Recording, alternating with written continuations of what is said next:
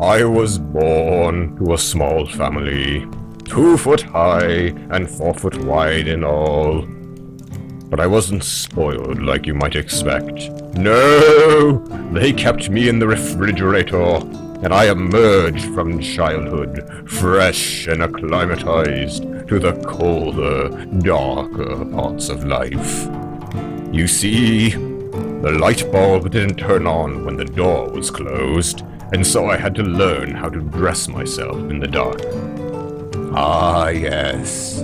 I know well the difference between a Caesar and a vinaigrette bottle. I feel alone to this day.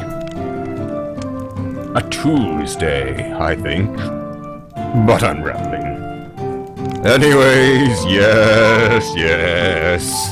My parents were wise enough not to put the silver spoon in my mouth, for they knew silver corrodes, and then you need to buy polish, and really, who has the money for that?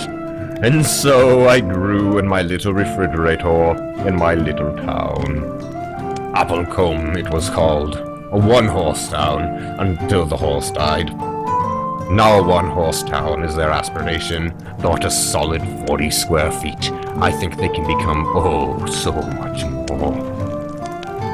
When I was young, we raised chickens, but as I grew, times changed. And so, we had to change, and we began lowering those chickens back to the ground. The decision was controversial, but it more than tripled our egg production that summer alone. With the 3 eggs, I paid my way into a boarding school and took chalk, though I've always enjoyed dabbling with white on the side. Ah, fond memories of that school I have to share with you. I had a friend, Eric, making snow, and we were inseparable. Absolutely mad at the things we got up to. Why, one time, we pulled a prank over old Wilkins' head. It was 3 days before he could get it off. I remember sitting in class, trying like the others to hold back a laugh as Wilkins continued to teach with that prank on his head. Unfortunately, we could not hold back the laugh, and it caused havoc in the room, running this way and that, overturning desks and clawing at children. The class was evacuated, and the school was shut down. I was given a full refund, which was very generous of the school, but the eggs had gone off by then. And so, hands empty and smelling of sulfur, I began hitchhiking across the country, looking for a way to pay the bills. It turned out they were quite generous, and at least 3 of them actually went by William. I asked if I could come and... you don't follow, do you? Oh, I am so sorry, friend. Perhaps my life is less interesting than I thought it to be.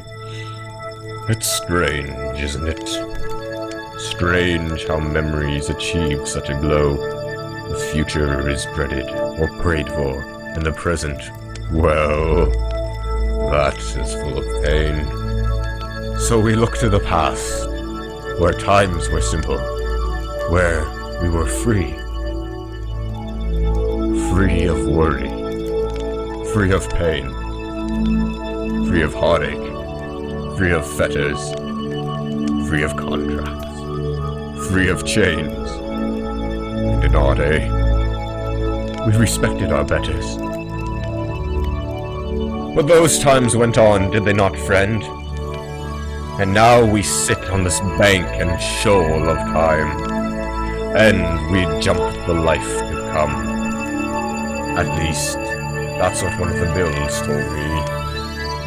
If we think back, as we often do, but remove our rose-colored lenses, as beautiful and pink as the day a flower first took brush to them, we see that the past was not a better time.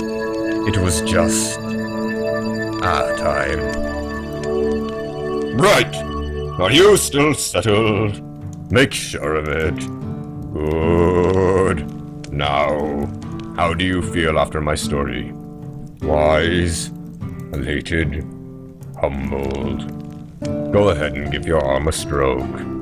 It is important to know how you really feel. Now that you have felt your touch and are in touch with your feelings, I think we may, us two friends, or more if some are hiding, glance at one another and smile softly, raising aloft a glass for those who could not sit here with us today, for the number of chairs is finite, and the number of potential friends is not. Isn't that right? Aye, you drink to truth, my friend. Aye. Now please, I've said my story. It is time for you to craft yours.